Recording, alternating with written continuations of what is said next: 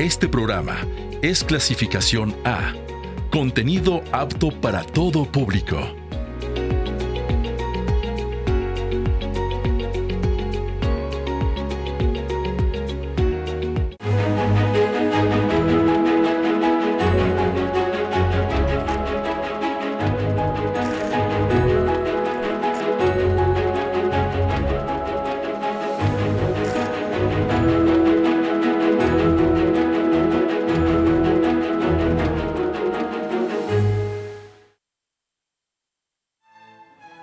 Buenos días a todo nuestro público nacional y zacatecano, a todos los universitarios.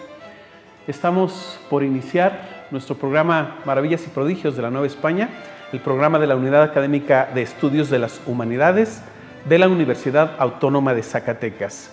Y hoy, en esta serie de presentaciones de la calidad y el recurso humano que cursan nuestros distintos programas, pues tengo el gusto de presentarles a la maestra Dalia Muro Marrufo. Maestra, bienvenida. Muchas gracias, doctor. Es un gusto coincidir en este espacio y muy agradecida con el programa y con todas las personas aquí que organizan esto. Bueno, lo primero que nos gustaría saber de usted, maestra, es ¿quién es Dalia Muro Marrufo? ¿Dónde estudió? ¿Cuáles son sus actividades principales en este momento? Y tal vez, si hay tiempo, y creo que sí, ¿cómo va su investigación doctoral? Okay, muy bien. Bueno, yo soy originaria del municipio de Zain Alto, Zacatecas.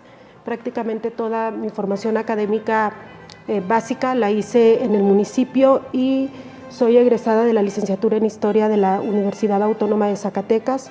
Igualmente, la universidad ha sido mi casa. También en el programa de maestría y doctorado en Historia realicé mis estudios de maestría y actualmente trabajo en el gobierno municipal de Zain Alto en el área del Instituto Municipal de las Mujeres y también coordino una parte del Departamento de Cultura. Perfecto. ¿Eso quiere decir que usted es historiadora por formación? Así es, sí. Historiadora, también escribo literatura, pero es algo que lo hago más como hobby. Ah, perfecto. Hay una combinación entonces entre sus investigaciones alrededor de hechos históricos y su vena creativa.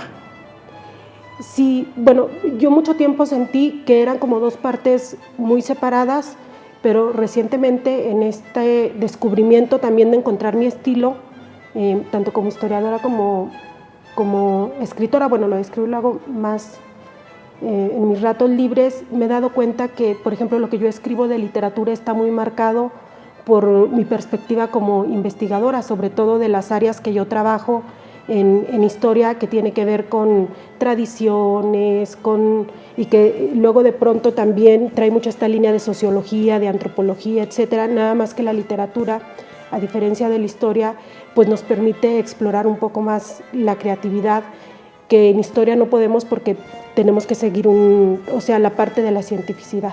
Cierto. Y a propósito de ese campo, ¿cuáles son las disciplinas o los espacios de trabajo que ha desarrollado? ¿Qué le interesa en el ámbito de la historia? Bueno, en historia yo trabajo, mi principal línea de investigación son los estudios de la memoria histórica, que es una línea que vengo trabajando desde la licenciatura, ya un par de años, y también trabajo de forma un poco más independiente, hago historia local o microhistoria, historia regional, porque también de forma independiente, valga la redundancia, me dedico al rescate y difusión de la historia de mi pueblo, ¿no? Más como por un compromiso social, claro, de contribuir a que no se pierda en el olvido la historia y que la sociedad se haga consciente de todo lo que hay que contar sobre una comunidad. Y en ese sentido creo que también eso tiene que ver con el hecho de que yo soy de pueblo y también el hecho de que yo sea de un espacio pequeño también ha influido mucho a su vez en lo que hago ya en mi línea de investigación, que a través de ella pues trato de ver también un poquito el papel del municipio en los procesos históricos. Bueno, uno de los viejos conceptos de la cultura es justamente que solo se puede aspirar a ser universal cuando se es local. O sea, que las estructuras de pensamiento y de sociedad y de cultura que se establecen en nuestro ámbito más cercano son las que tienen posibilidades de proyectarse para que sean reconocidas por todo el mundo. En ese aspecto, entonces, usted ha estado trabajando historia local, microhistoria y publicando. Así es. Cuéntenos algunas de sus publicaciones, algunas de sus inquietudes. Sí, bueno, pues de mi línea de investigación sobre los estudios de la memoria, para puntualizar un poquito más, trabajo el periodo virreinal y trabajo el periodo de transición del virreinato al México independiente, específicamente en el tránsito de las fiestas, las fiestas, la construcción del héroe, etcétera, ¿no? Y también la evolución del discurso, por ejemplo, del discurso sacropolítico al discurso cívico. Y sobre mi línea de investigación, pues tengo un par de publicaciones en revistas indexadas, en libros colectivos, y junto con Oscar, nuestro compañero, estamos trabajando ahora en la publicación de un libro colectivo, también que aborda precisamente el periodo virreinal y que tiene que ver, por ejemplo, con lo que trabajé en mis estudios de maestría. Y como parte de lo de historia local, pues tengo un libro publicado de historia de mi pueblo y tengo un par de artículos también en libros colectivos y revistas.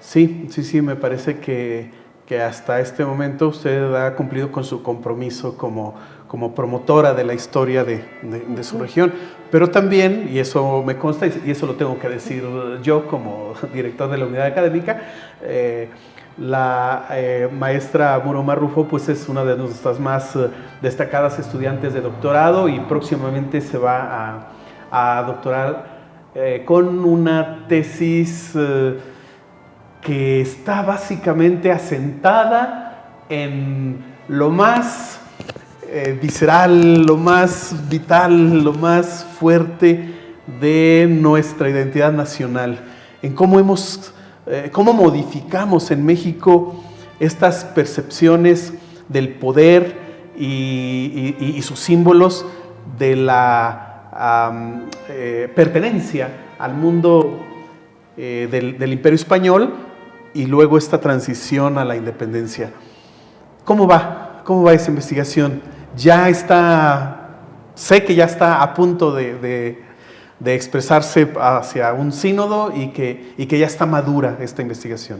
Así es, ya estoy cerrando la investigación y precisamente creo que una de las sorpresas que yo también como investigadora me llevé fue el hecho de poder desentrañar la identidad nacional y también reconocer que la identidad nacional está atravesada por identidades locales, que normalmente pues la historiografía no recupera estas variables de investigación que son tan importantes cuando hablamos de temas tan fundamentales como es nuestra identidad, ¿no? Y esto me lleva también, por ejemplo, a mencionar que en algún momento cuando yo hacía mis estudios de maestría, una de las principales críticas que me hacían era que yo no podía hablar de identidad novohispana, porque antes se creía también como que la identidad novohispana no existía por toda esta historiografía que hay tan importante sobre la construcción de nuestra identidad nacional en México, ¿no?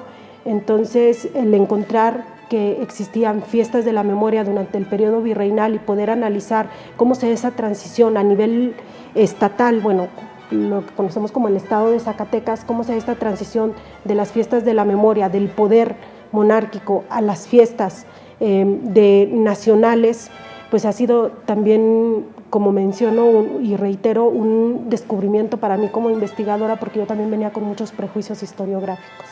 ¿Y cómo podemos superar, ya no como investigadores o historiadores, que es un trabajo muy importante, simplemente como mexicanos, cómo podemos superar esta serie de obstáculos, de prejuicios, de versiones históricas mal construidas, con intención o sin ella, simplemente porque el ritmo del pensamiento humano es así? A veces no es que lo hayan diseñado de, vamos a borrar de un plumazo, vamos a dejar afuera ciertos acontecimientos, pero nos tropezamos con esos conceptos algo erróneos de vez en cuando. ¿Cómo lo superamos?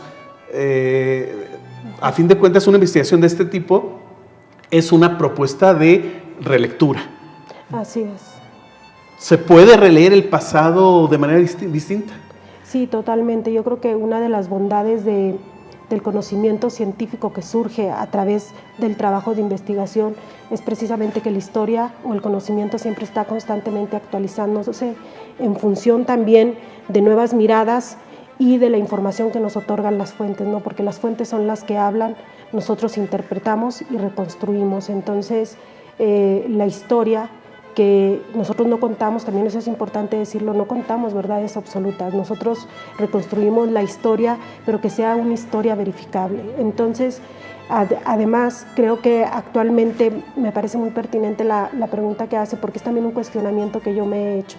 ¿Por qué? Porque ahora, por ejemplo, nosotros tenemos acceso a muchísima información, ¿no? Sobre todo el mundo tiene un teléfono en la mano y ahora también hay muchas versiones, por ejemplo, del pasado de comunidades que dentro de la construcción de la memoria estuvieron marginadas, ¿no? Y que a través de la tradición oral han pervivido relatos sobre, por ejemplo, el periodo de conquista o sobre el periodo de independencia. Y de pronto yo veo estos videos y a mí eso me hace cuestionarme la limitación también que tenemos con las fuentes, ¿no? Como el hecho de que en los periodos que trabajamos, pues eran momentos muy diferentes en los que el acceso que tenemos a la información es principalmente a través de fuentes oficiales, a veces de pronto en acervos judiciales o en acervos de otro tipo, podemos encontrar información que nos dé cuenta de todos esos grupos, porque finalmente la construcción de la memoria, como usted lo dice puntualmente, tiene que ver también con la naturaleza humana, ¿no? Es parte de nuestra naturaleza recordar y olvidar,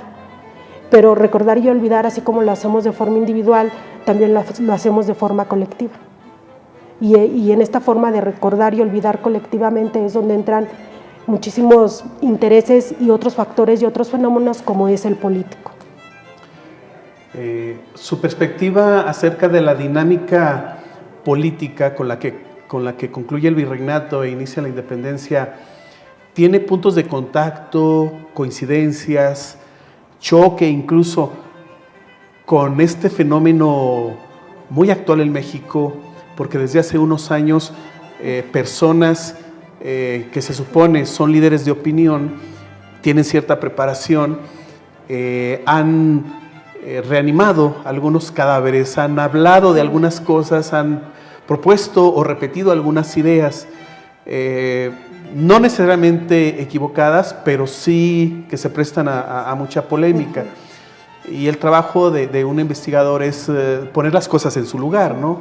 Pero no sé si en su caso haya sentido esta especie de contradicción frente a ideas que se actualizan de alguna manera, de la manera política, sí, efectivamente, y frente a la percepción que como investigador usted está revisando todos los días en los documentos que está investigando.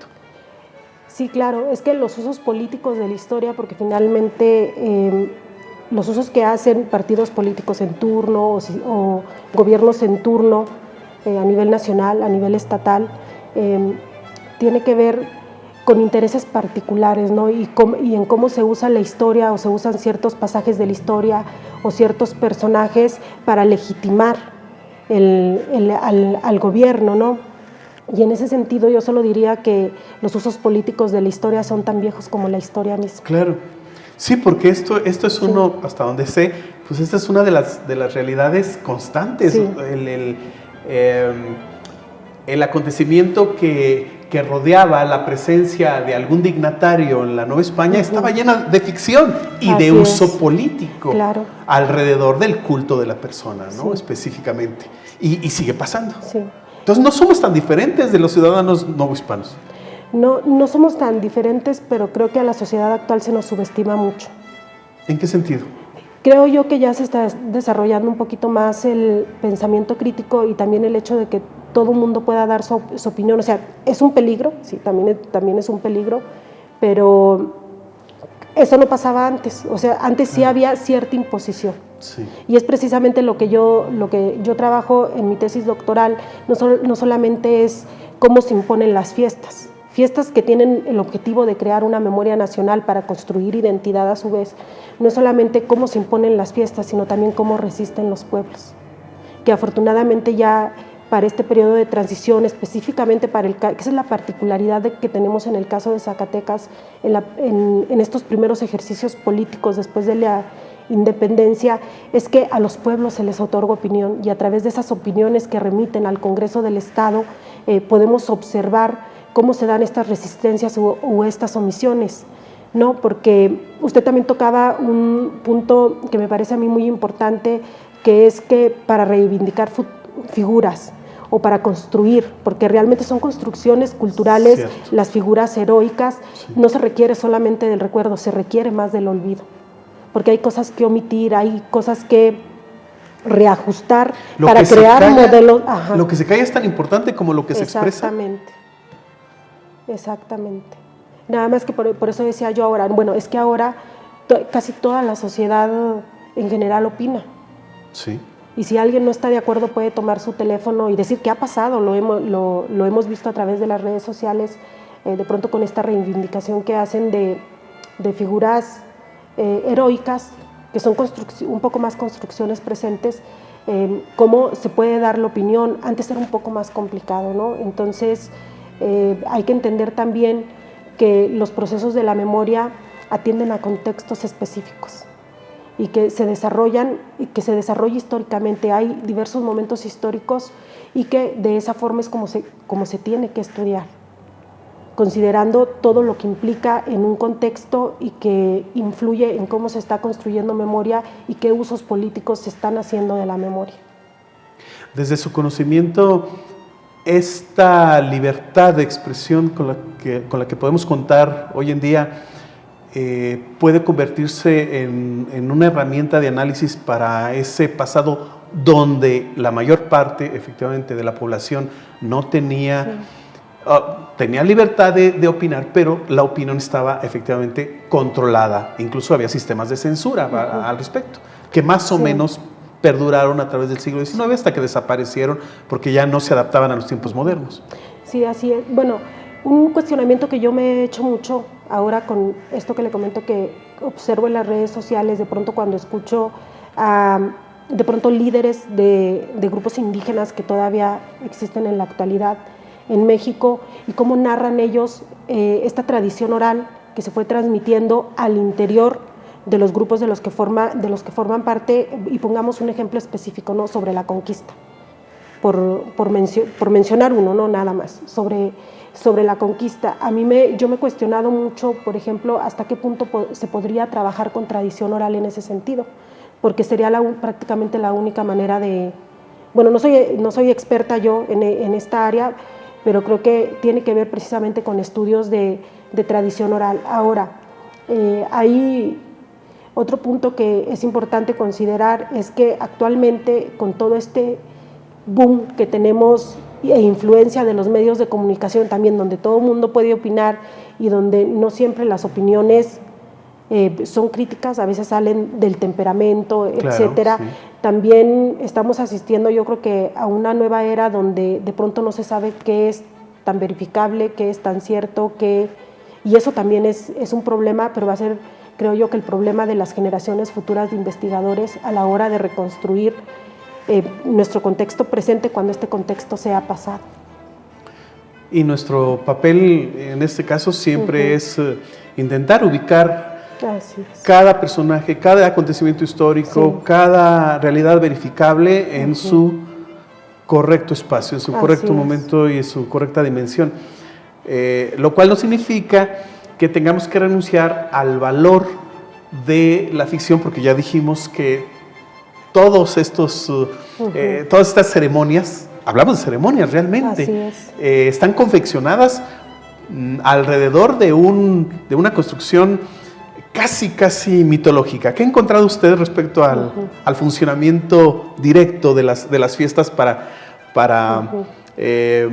iba a decir yo adorar, pero bueno, no, festejar algún acontecimiento o algún sujeto político de entonces? Sí, bueno, primero hay que considerar que, bueno, efectivamente, como usted menciona, hay una construcción de mitos, y sabemos que el mito de pronto tiene parte de verdad, parte de ficción, pero con los mitos, cuando tienen que ver con mitos fundantes, ya sean de la nación o como a nivel local, que también Zacatecas tenía durante el periodo virreinal su mito fundacional en torno a la conquista y la imagen de Nuestra Señora de los Zacatecas. Lo interesante con los mitos es que cuando hay una sociedad que los crea, que los produce y que los conserva a través del tiempo, esa sociedad los considera como verdades absolutas, que fue lo que pasó en Zacatecas, ¿no? Específicamente, bueno, no quiero andar en eso porque sé que quienes nos están escuchando saben de qué mito fundacional hablo, pero lo que pasa ya en el tránsito hacia la República es precisamente que esos mitos del antiguo régimen se empiezan a cuestionar. ¿Por qué? Porque también ya hay un poco más de libertad de opinión con el tema de la libertad de imprenta, que ya se da en el siglo XIX, y también hay una desmitificación, por ejemplo, de los milagros que se le atribuían a la Virgen de los Zacatecas y que eran mitos que tenían que ver precisamente con símbolos del poder monárquico, o sea, eran fiestas creadas con el objetivo de sostener la presencia del rey, específicamente en Zacatecas, ¿no? Y en ese sentido también hay un choque porque ya cuando surge la independencia, a partir de la independencia, hay varios momentos en el proceso de construcción de la memoria, pero principalmente lo que triunfa, por decirlo de alguna manera, también con el propio triunfo del liberalismo, pues es este panteón heroico de figuras como Miguel Hidalgo, como Morelos, etcétera, que ya tienen el objetivo más como de crear modelos de heroicidad de tipo nacional, o sea, que sean los mismos héroes para todo lo que en ese momento se consideraba como la nación mexicana, y eso choca un poquito también con los propios hábitos culturales que tiene, por ejemplo, Zacatecas, ¿no? Que Zacatecas venía de un periodo virreinal en el que tenía primero su heroína, que era la Virgen de los Zacatecas, y tenía sus héroes locales, que eran los conquistadores. Entonces, al punto que yo voy con mi tesis es precisamente a reconocer también la existencia de memorias locales, tanto de tipo histórico, político, como también las memorias colectivas. ¿Por qué? Porque luego están las memorias de los pueblos, donde a los pueblos les interesaba muchísimo más, ya en el siglo XIX, preservar sus tradiciones, que eran principalmente festividades religiosas, por ejemplo, promover el culto a los héroes nacionales, y que es algo que insisto, en la historiografía pocas veces hemos volteado a ver porque todavía no terminamos por reconocer el papel que el municipio tiene en eso.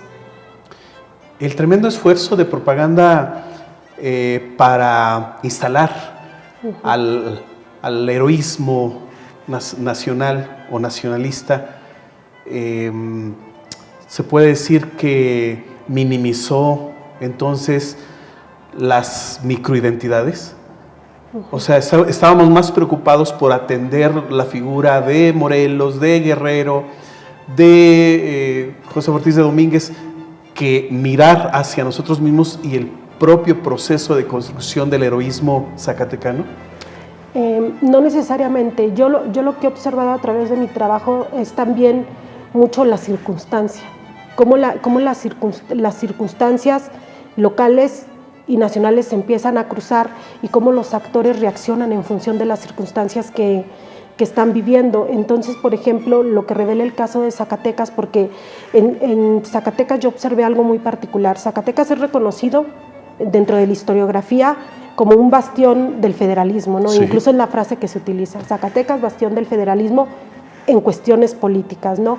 Pero respecto a la construcción de la memoria, yo observé algo muy particular, que es que Zacatecas, desde la transición 1808, y el desarrollo que va teniendo en cuanto a cultura política y en cómo va evolucionando y van cambiando las fiestas, los calendarios festivos, Zacatecas va apuntando ya cuando llega a la República hacia una construcción de una identidad política local, más que nacional. Realmente hay una actividad impresionante del Congreso por crear fiestas locales, porque estas fiestas entren en operatividad, porque las fiestas sean recibidas en los pueblos, porque los pueblos estaban omitiendo, o sea, realmente les llegaban los decretos y los omitían. Entonces, el caso de Zacatecas es precisamente ese, que demuestra que también hubo un federalismo simbólico en cuanto a construcción de memoria histórica local. Qué bien, qué interesante. Dejamos esto como una conclusión previa, hacemos una pequeña pausa para retomar la conversación con la maestra Dalia Muro.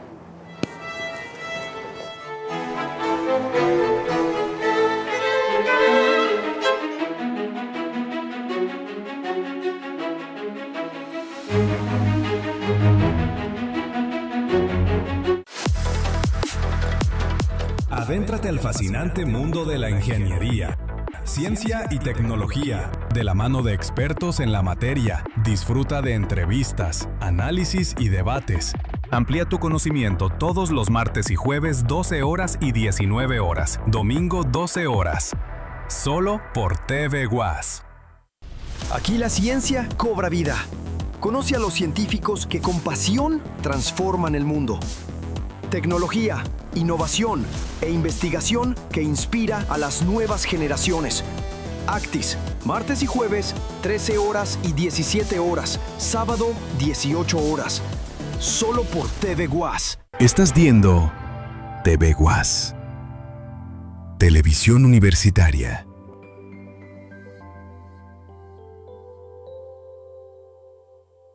Explora el mundo del séptimo arte, acompañado de Paola Reyes. Además, cada semana disfruta de una recomendación de cine internacional. Prepárate para un programa que celebra la riqueza del cine. Plano secuencia, lunes, miércoles, sábado y domingo, 16 horas, solo por TV UAS. Psicofonía. El otro lado de la música. Diviértete durante media hora, donde conocerás artistas, propuestas musicales, festivales musicales y conciertos. Solo por TV UAS. Psicofonía. El otro lado de la música. Pasión, análisis, entrevistas, reportajes, debate, crónicas, estadísticas, transmisiones en vivo con el mejor equipo, lo mejor del deporte, solo por TV UAS Deportes, lunes y jueves, 18 horas, TV UAS, Televisión Universitaria. TV UAS es pasión, cultura, ciencia, expresión, libertad. TV UAS, eres tú. Televisión Universitaria. TV UAS.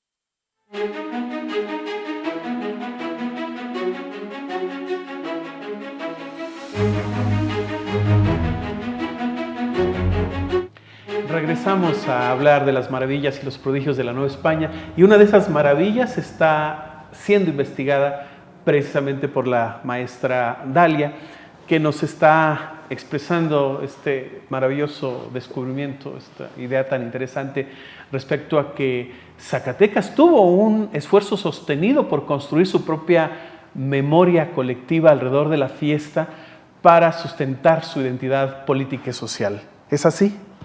Así es, doctor. Y en este desarrollo, en esta construcción, o de esta construcción, ¿qué conservamos? Actualmente, pues nuestro Panteón de Héroes Nacional finalmente logró imponerse, y es precisamente hacia donde ahora me interesa a mí trabajar después de mi tesis doctoral, porque primero yo cuando inicié este trabajo de investigación yo venía también con esta idea de que las fiestas para la construcción de la identidad nacional, asumiendo que había una aceptación consensuada a este Panteón de Héroes Nacionales que tenemos actualmente. Y ahora que la investigación se fue moviendo un poquito más, como comentaba hace un momento, hacia observar procesos de construcción de memoria local para identidades políticas locales, porque hay que distinguir la identidad colectiva, la identidad de origen popular con la identidad política, ¿no? Entonces, el cuestionamiento ahora es en qué momento los calendarios cívicos nacionales, los héroes nacionales, logran no imponerse, sino más bien logran ser apropiados, que es el término correcto, apropiados socialmente. Y yo creo que eso tiene que ver también con un relevo generacional, indudablemente, porque no es lo mismo recordar cuando ya naces con códigos simbólicos establecidos que recordar cuando fuiste testigo de los acontecimientos que se están pretendiendo construir en memoria, ¿no? O sea, que se están pretendiendo cuando se está pretendiendo construir recuerdos sociales. ¿Por qué? Porque la sociedad tiene sus propios recuerdos individuales, entonces tiene que ver también con un relevo generacional y por supuesto con el triunfo del liberalismo en la segunda mitad del siglo XIX. Eso quiere decir que si una persona participa de la instalación de su propia historicidad, es más significativa su existencia, tiene más sentido, es más reconocible en el futuro. Creo yo que lo que pasa es que cuando, como sujeto individual, ¿no? que era lo que mencionaba yo, por ejemplo, que yo que nací en pueblo, ¿no? Yo tengo ciertos referentes con los que crecí y tengo ciertos referentes de identidad también con los que me formé o los que fui que son esta combinación entre lo nacional y lo local. Y que tiene que ver con la forma en la que yo veo el mundo. Entonces eso pasa también con los sujetos históricos. Y no es lo mismo, por ejemplo, un niño, mencionemos el ejemplo, ¿no? Actualmente. Todos los niños, bueno, porque yo soy mamá, entonces luego me toca ir a todos los actos cívicos, y que del 5 de mayo, que fue el más reciente, que el de la bandera, que el de etcétera, ¿no? Pero los niños, las nuevas generaciones, ya nacieron dentro de un sistema conmemorativo que ya existe y tiene muchos años operando. Sí. Exacto. Entonces, el momento histórico en el que yo trabajo, en el que yo trabajo mi línea de investigación, tiene que ver con justamente ese momento en el que se construye ese sistema conmemorativo, porque bueno, yo reiteradamente también he comentado en los seminarios que hay que considerar que los sistemas políticos son también sistemas simbólicos, y esa es la parte que yo trabajo. Cierto. Entonces yo estoy en el momento en el que se crean ese sistema simbólico, y cómo al momento de crearlo pues intervienen muchos factores, ¿no? Uno, interviene el propio desarrollo político, tanto nacional, incluso digámoslo un poquito más global, porque pues México pertenecía a la monarquía española, entonces lo que pasaba en España también tenía implicaciones acá, y luego está lo que pasa a nivel local, y luego hay muchos factores que intervienen, y lo interesante es que los sujetos que van a estar haciendo memoria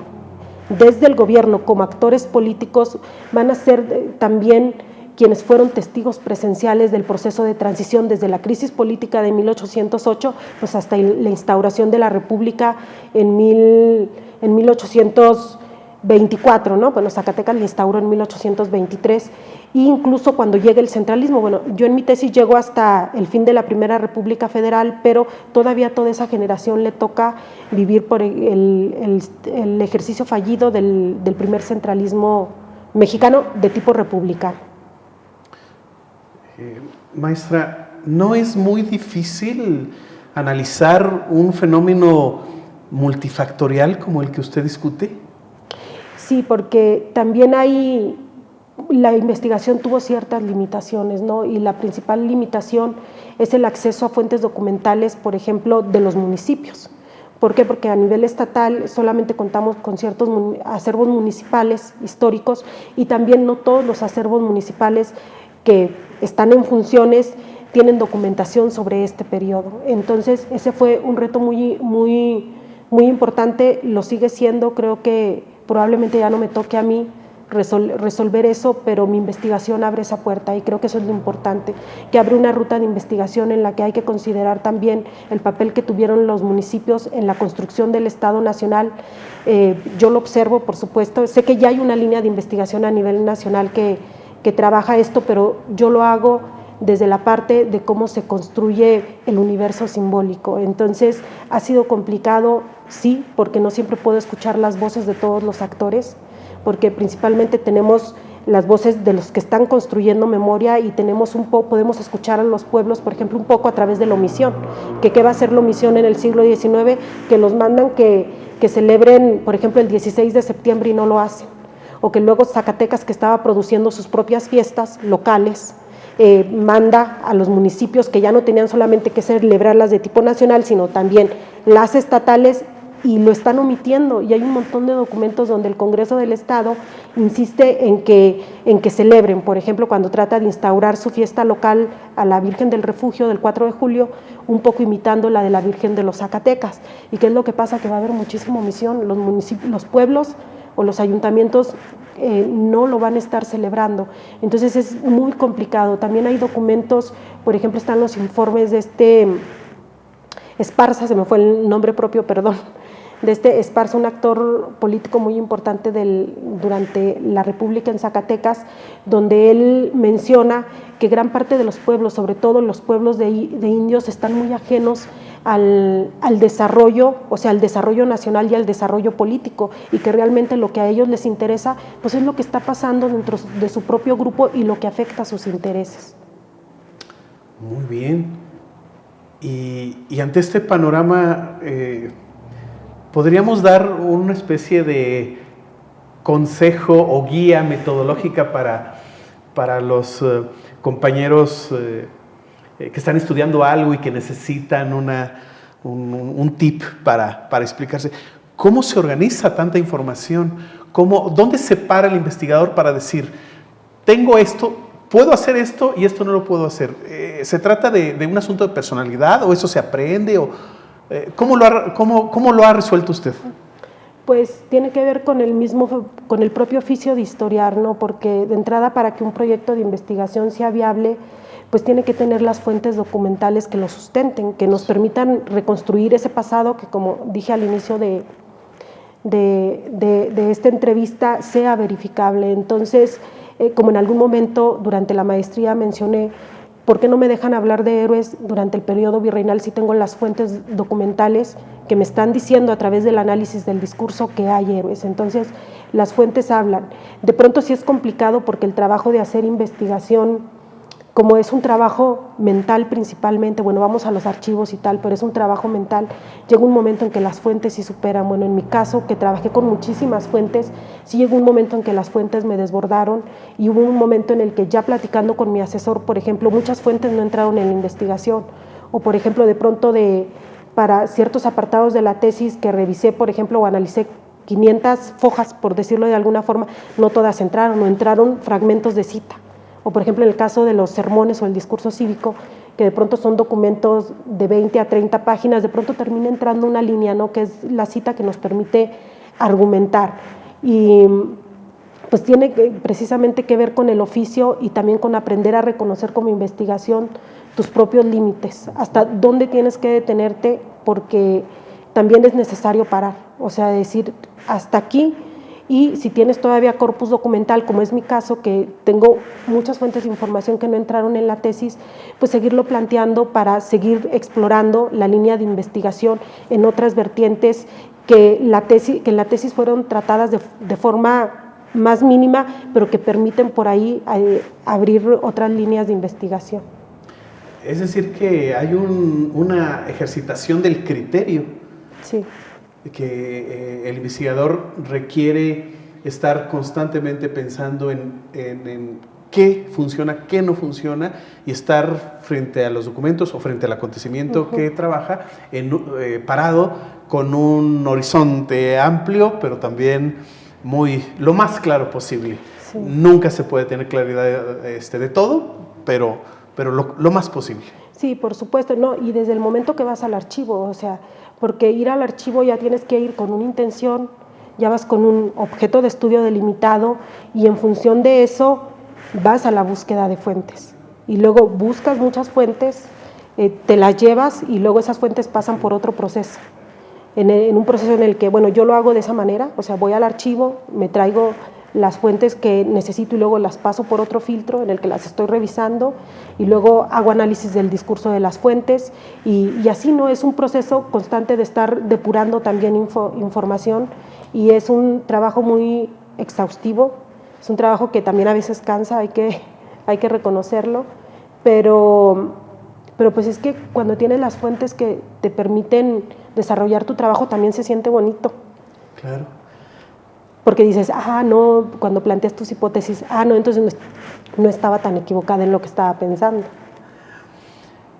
En otro ámbito de esta entrevista, maestra, desde su experiencia, ¿es difícil ser una mujer intelectual, investigadora en la sociedad actual? Es una gran pregunta, doctor.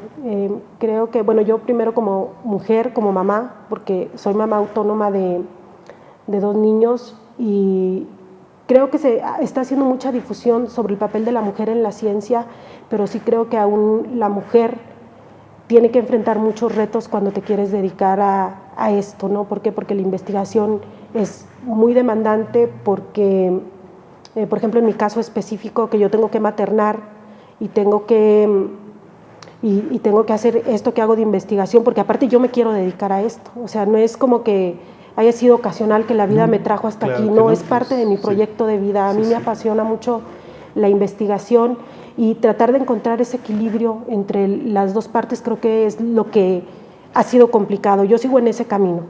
Creo también que, sin embargo, ahora se está trabajando mucho, por ejemplo, a través de la Secretaría de Ciencia y Tecnología a nivel nacional también, porque haya más apoyos de inclusión, no solamente para la mujer, sino en general, para muchas otras situaciones vulnerables en las que pueden estar los investigadores, y eso me parece a mí fenomenal, pero creo que eso también es un compromiso, específicamente en el caso de las mujeres que nos dedicamos a la ciencia, pues de abrir más camino, de crear más espacios de oportunidad, porque a veces las limitantes no es que estén dentro del sistema, aunque sí las hay. Yo sí creo que ya ha habido mucho apoyo, por ejemplo, desde el momento en el que podemos estudiar a través de una beca de excelencia académica, ¿no? Que eso ya es, me parece a mí, un beneficio importantísimo para las mujeres, pero también es un reto complicado ya a nivel personal. La Universidad Autónoma de Zacatecas tiene áreas que han crecido enormemente en la equidad de género, en que docentes, investigadoras, alumnas son, ya no digamos la mitad, sino mayoría en muchos espacios, y están, después de muchas otras personas que abrieron camino, ahora están jóvenes, mujeres jóvenes recorriendo ese camino gracias a lo que se hizo antes, y esperamos que nuestra institución siga con esa política, con esa idea, porque pues hay que abatir todo tipo de discriminación o de intolerancia o de inequidad, ¿no? Que eso me parece importante. Y hago esta pregunta porque sé que a usted le interesa específicamente el tema. Mientras más mujeres tengan la posibilidad de desarrollarse intelectualmente, de completarse como seres humanos, tendremos una sociedad más justa. Sí, por supuesto. Por supuesto. Y creo que también va a ser un tema generacional, ¿no? Que a cada generación nos toca hacer lo propio desde los espacios en los que estamos respecto al tema de la mujer en la ciencia. Ya hay quien abrió camino, ya hay quien se encargó de modificar la ley, de abrir más oportunidades para la mujer en la ciencia. Ahora nos va tocando a nosotros una parte, y a las generaciones que vienen otra. Ojalá que la brecha no sea tan larga, que no tengan que pasar, muchos años. No, estamos a tiempo para consolidar todos los avances alrededor de la equidad. Sí. Supongo que lo más inmediato es cerrar el ciclo de preparación doctoral con el examen en el cual le auguro mucho éxito. ¿Y después qué, maestra? ¿Qué sigue? ¿Qué planes tiene? ¿Qué proyectos? ¿Qué ideas quiere desarrollar en adelante? Sí, bueno, pues como comenté, yo aspiro a dedicarme a la investigación. Quiero seguir trabajando la misma línea de investigación hacia otra ruta. Por ejemplo, ahora me interesa la parte de lo que comentaba hace rato, por ejemplo, de observar en qué momento esta identidad política de la que hablo de Zacatecas termina no quiero decirlo así porque no quiero que se entienda como una imposición, porque yo creo que más bien los temas de la memoria tienen que ver con negociaciones simbólicas. Entonces, quisiera observar qué es lo que pasa con la identidad en Zacatecas, porque sabemos bien que, por ejemplo, cuando llega el centralismo, desde el gobierno nacional se proponen nuevas fiestas, sobre todo a la figura de Santana, pero ¿qué pasa en Zacatecas, no? O cómo es ese momento en el que ya las fiestas que hoy conocemos como fiestas nacionales terminan por ser apropiadas por la sociedad y qué factores intervienen. Un poco hacia allá va mi línea de investigación ahora. Espero poder seguirlo trabajando en el futuro a través de una estancia postdoctoral, o también espero, es mi deseo, que se pueda abrir una oportunidad para mí en algún centro de investigación o en algún posgrado. Bien, entonces tiene una especie de continuidad y de extensión del proyecto que ahora se está consolidando, sí, y ya va a quedar como un aporte científico para el conocimiento nacional y estatal. Este tema en la que claramente usted ya es especialista, está, insisto, maduro y establecido. Y en los otros ámbitos, ¿qué piensa hacer? Por ejemplo, tiene proyectos alrededor de la creación, alrededor de la difusión. ¿Va a continuar en el trabajo de promoción del municipio? Sí, por supuesto. Bueno, ya la difusión y el rescate de la historia de mi pueblo ya tengo varios años trabajándolo. Junto con un amigo, es importante mencionar, con el maestro Rogelio Zamora, también egresado de la Universidad Autónoma de Zacatecas, y juntos hacemos un rescate del municipio. Vamos a seguir haciéndolo. Ahora lo estamos trabajando también un poquito más a través de redes sociales, y estamos trabajando dos áreas, ¿no? Bueno, yo que escribo y me dedico a la investigación, trato de publicar también, aprovechando un poco que al dedicarnos a esto tenemos los espacios para publicar. Entonces trato de pronto de hacer artículos sobre ciertos aspectos de la historia de mi pueblo y de publicarlos, porque eso también les da, permite que queden un poco para la posteridad y que se puedan consultar. Pero también estamos trabajando a través de redes sociales, y pues también lo que comentaba, también escribo, estoy trabajando en varios proyectos literarios. No publico tanto de literatura, pero es un ejercicio importante para mí, porque me permite abordar otras cosas que no puedo hacerlo en historia, ¿no? Claro, claro. Y además tiene el maravilloso oficio de ser mamá. Sí, claro. Yo creo que el reto más importante que me ha dado la vida ha sido precisamente caminar o cumplir mis metas de la mano de mis hijos, ¿no? Y también ser ese contrafuerte para que ellos puedan también construir sus propios sueños y que juntos podamos hacerlo en equipo. Yo sigo en ese, y creo que hay que ser muy honestos con eso, porque tampoco quisiera romantizar como que no ha sido difícil hacer ciencia siendo mamá, porque sí ha sido difícil. De pronto ha sido también difícil para mis hijos, porque esto es muy demandante, pero sí se puede. Y luego de pronto escuchar, por ejemplo, a mis hijos cuando me hacen comentarios muy bonitos, porque luego la gente ya en el pueblo me reconoce por el trabajo que hago de rescate, y ese es el regalo más maravilloso que me ha dado a mí este oficio. Muy bien. Estando preparado el examen doctoral, ¿qué espera usted de la tesis? ¿Hay planes para convertirlo en un libro?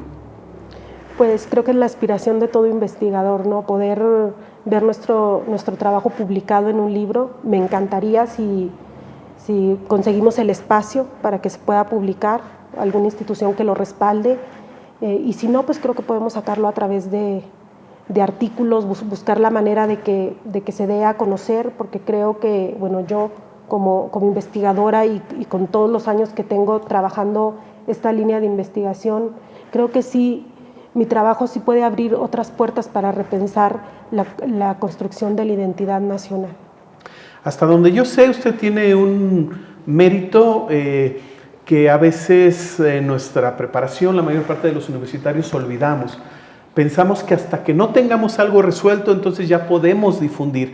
Y no, yo me he dado cuenta que usted, conforme va avanzando en sus proyectos, en su investigación específica y en algunas otras cosas, en el mismo trayecto, al mismo tiempo que va investigando y va encontrando cosas, está publicando su pensamiento, algunas vías, algunas hipótesis alternativas de sus trabajos.